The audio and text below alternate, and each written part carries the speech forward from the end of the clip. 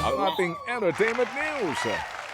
Ipinasili po ang mga patikim na eksena para sa pinakabagong action serye ng TV5 na Totoy Bato. Pinagbibidahan niya ni Kiko Estrada, Diego Loizaga, Andrew Mulak at Bea Binene. Ang kwento ng cast, iba't ibang fighting style ang kanilang ipapakita from wushu, boxing hanggang kickboxing. Pero ayon kay Totoy Bato na si Kiko Estrada, hindi lang aksyon ang mapupulot ng viewers sa serye. May social relevance din daw ito. Mapapanood po ang Totoy Bato simula sa May 5, 7:15 pagkatapos po yan ng Frontline Pilipinas. Dead ba lang po naman sa mga doubters ang aktres na si Bel Mariano. Sabi po ni Bel, mas maigi raw na magtrabaho ng tahimik kaysa lantarang patunayan ang sarili sa mga nagdududa sa iyo. Correct?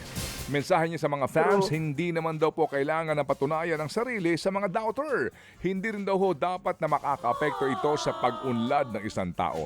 Huwag daw hayaan na pigilan ka ng mga nagdududa sa iyo na makamit ang mga gusto sa buhay. True FM. Samantala, dream come true naman para kay Benny Sheena ang pagganap niya po sa Maalaala Mo Kaya.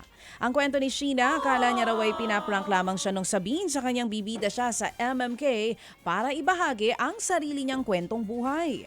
Magkahalong excitement at kabaraw ang naramdaman niya dahil ito ang unang beses na sasabak naman siya sa pag-arte. Dumaan siya sa 2 araw na acting workshop. Malaking tulong din daw sa kanya ang mga kasama niya sa episode, lalo na si Angelica Panganiban na gumaganap bilang ina ni Benny Sheena. Pinabili po naman ng aktres na si Maris Racal ang crowd sa prestihiyosong Udine Paris Film Festival sa Turin, Italy.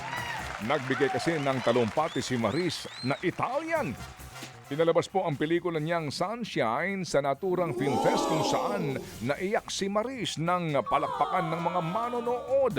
Nitong Pebrero po lamang ay nanalo po ng Crystal Bear Award for Best Film ang Sunshine sa 75th Berlin International Film Festival. Ang Sunshine ay tungkol po sa isang batang gymnast na nabuntis sa kalagitnaan po ng kanyang training para sa national team tryouts. Diretsahang sinabi naman ni Dominic Roque na si Sue Ramirez na ang kanyang the one. Talaga lang, ha? Masaya at kontento raw si Dominic sa relasyon nila ni Sue. Sadyang nag-click daw sila sa lahat ng aspeto. Yes, agad tuloy ang sagot ng aktor nang tanungin kung si Sue nga ba ang kanyang the one. Masaya rin daw ang pamilya nilang dalawa para sa kanila.